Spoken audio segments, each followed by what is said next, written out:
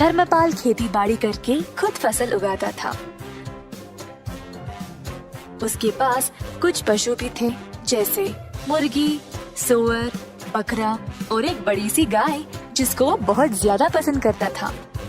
गाय से उसको काफी प्यार था क्योंकि वह हर रोज बहुत सारा दूध देती थी। धर्मपाल की कमाई ज्यादातर गाय के दूध से ही मिलती थी, तो वो चाहता था कि गाय हमेशा स्वस्थ रहे। एक दिन जब धर्मपाल खेत में काम कर रहा था, उसका बेटा रोते हुए उसके पास आया। बापू, बापू, जल्दी आइए। क्या हुआ बेटा? गैया बीमार हो गई शायद, जमीन पर पड़ी है और अजीब आवाजें निकाल रही है, दूध भी नहीं दे रही है। किसान और उसका बेटा तुरंत घर की ओर गए तो देखा कि गैया बहुत कमजोर लग रही थी। जब दूध निकालने की कोशिश की तो दूध भी नहीं निकला। किसान बहुत ही परेशान हो गया। अगर यह दूध नहीं देगी तो मैं क्या करूँगा? बिना दूध के ये तो बेकार है मेरे लिए।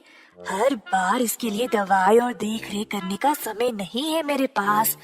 कुछ न कुछ करके इससे छुटकारा ही पाना पड़ेगा।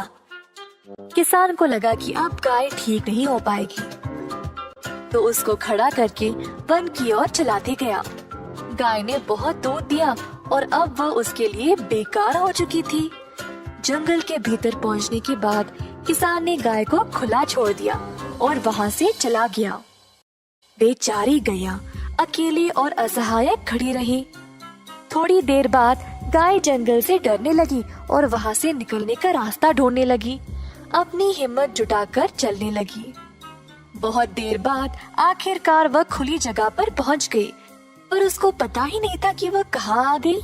अचानक से उसने एक छोटा सा घर देखा और जल्दी उसकी ओर चलने लगी। घर तक पहुंचते ही वह थकावट से बेहोश गिर पड़ी दरवाजे के पास। यह एक गरीब आदमी मधु का घर था।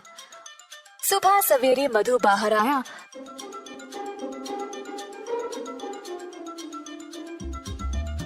तो उसने गैया को अपने दरवाजे पर देखा।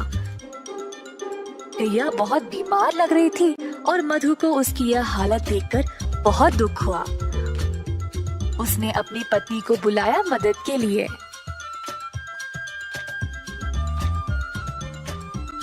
ओ सुनती हो, यह बेचारी गैया बहुत बीमार है, इसका ख्याल रखना पड़ेगा। मेरे पास थोड़ा सा घास और चावल है जो यह खा सकती है। मधु ने जो कुछ थोड़ा सा खाना था वो ले आया और गैया के सिर पर गीला कपड़ा रखा। मधु और उसकी पत्नी ने बहुत दिनों तक गैया का ख्याल रखा और धीरे धीरे गैया की हालत बेहतर होने लगी। जल्द गाय अपने आप चलने लगी। मधु गैया से बातें करता था, रोज उसको खिलाते हुए। गैया को भी मधु से बहुत लगाव हो गया। एक दिन जब मधु घर के बाहर सफाई कर रहा था, गैया उसके सामने आ गई। अपना पैर जमीन पर पटका और मजबूती से खड़ी हो गई। पहले मधु को समझ नहीं आया, फिर उसको लगा कि शायद वो दूध देना चाहती है। मधु ने एक मटका लाया और गाय से दूध निकालने लगा। इतना सारा दूध देकर मधु खुशी से झूम उठा। जल्दी वह अपनी पत्नी को दिखाया। देखो क्या हुआ आज, गौ माता ने दूध दिया है। हम इसको बेचकर अच्छा पैसा कमा सकते हैं। ये तो कमाल हो गया जी, प्रभु ने हमारी प्रार्थना सुन ली। ठीक है, आप जल्दी बाजार जाइए और इसको बेचकर पैसे ले आइए। आज रात हम घर पे दावत करेंगे। तो मधु गया बाजार और दूध बेचकर अच्छा पैसा कमाया।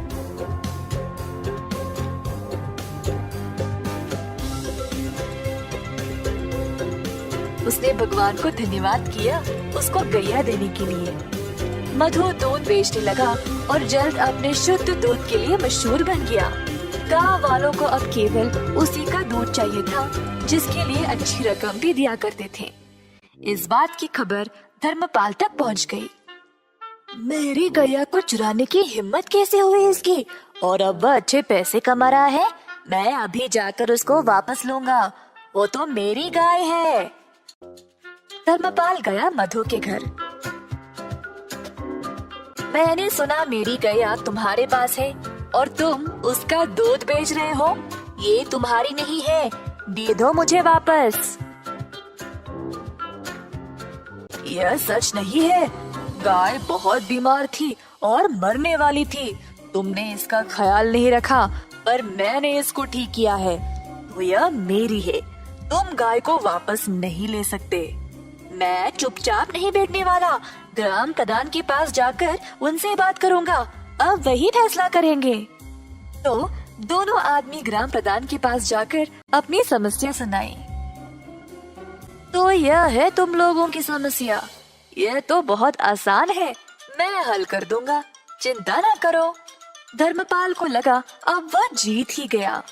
उसको पता था कि वही गाय का असली मालिक है, तो बस उसी का नाम सुनने का इंतजार करता खड़ा रहा। तुम दोनों गाय के दाएं और बाएं खड़े हो जाओ। तो दोनों इसी प्रकार गाय के आजू बाजू में खड़े हो गए। कुछ देर तक सब चुपचाप थे। अचानक से गाय अपनी जगह से हिली और मधु के पास आकर खड़ी हो गई। अतः ग्राम प्रधान ने यह निर्णय लिया कि गाय मधु की ही है, क्योंकि उसी ने उसको प्यार दिया और उसको अच्छे से ख्याल रखा।